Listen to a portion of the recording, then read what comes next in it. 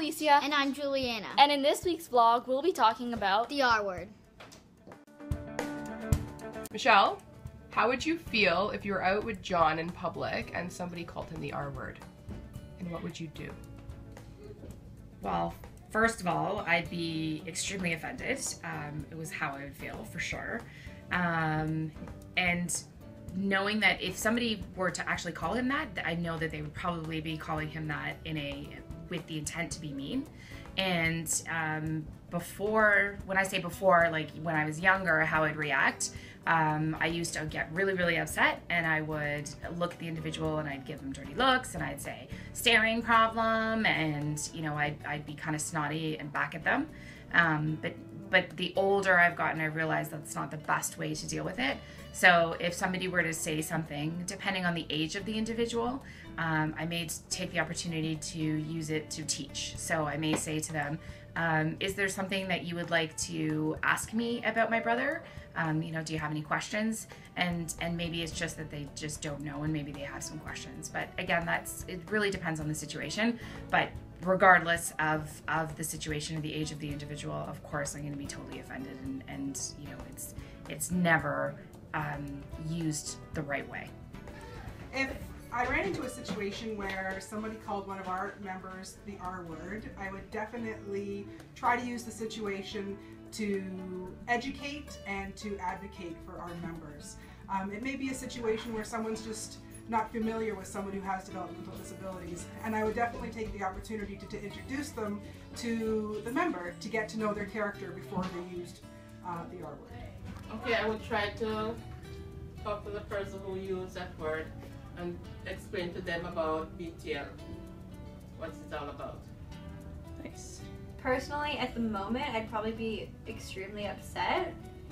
I would look past their ignorance and probably do similar to what Dawn said. Probably go up and try to educate them. Yeah.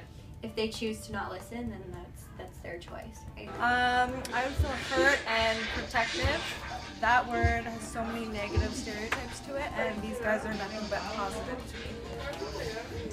I'd probably try to explain the context to the person and what the word actually means, because I feel like some people use it sometimes so casually and they don't know the meaning behind it. So educating them about what it actually means in the context might change their perspective on it.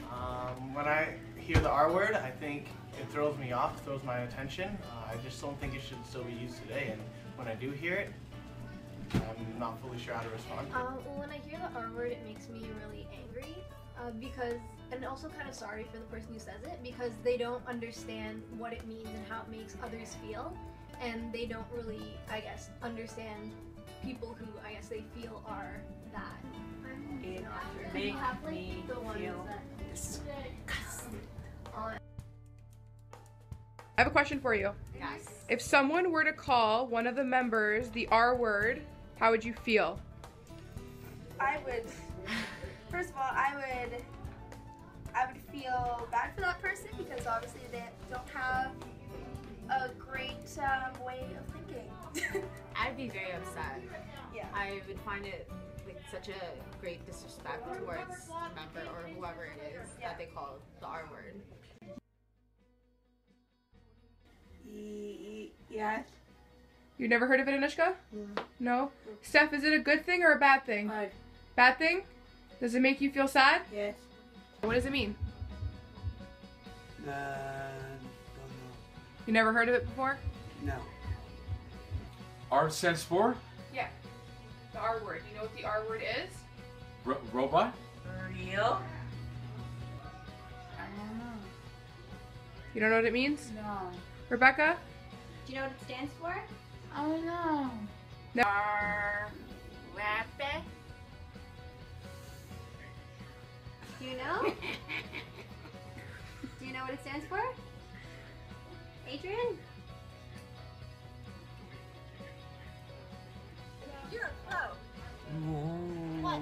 Rush? Try again. R is for what? For running. Oh, for Ryan. Respect? Well, you never shouldn't use that word ever again. I have a question for you. What does BTL stand for? Beyond the label. Hi there, my name is Sarah and I'm the program manager here at the Center for Dreams. I want to introduce you to my two daughters. This is Payton and she is 11, and this is Logan and she is 8. I feel it shouldn't be used because there's no this kind of person, that kind of person. We're all just kind of like together. There's no border between developmental disabilities and normal people. It's just you are who you are. You can't put a label on that. Awesome. And Alysia? I feel that it shouldn't be used because there's so many other words in the history, in the language, that like why would you use that one word to describe someone when there's so many other words you can call them? I don't know what the R word means. Should there be a such thing as disabilities in the world? No, I don't think there should be such thing as disabilities in the world because there's so many mean and hurtful ways to describe disabilities and to describe the people with disabilities, and so many mean and bad, terrible words that you could call them or tell them that they are this word. And I think that everyone should be treated the same way, so that's why I don't think there should be such thing as disabilities in the world. Although every member at the Center for Dreams has a disability, they don't see it as a problem. What do you really try to prove anyway by using the R word?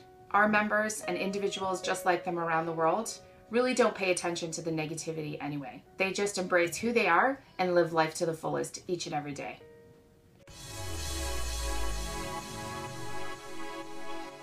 On the next vlog, we will continue talking about our t-shirts.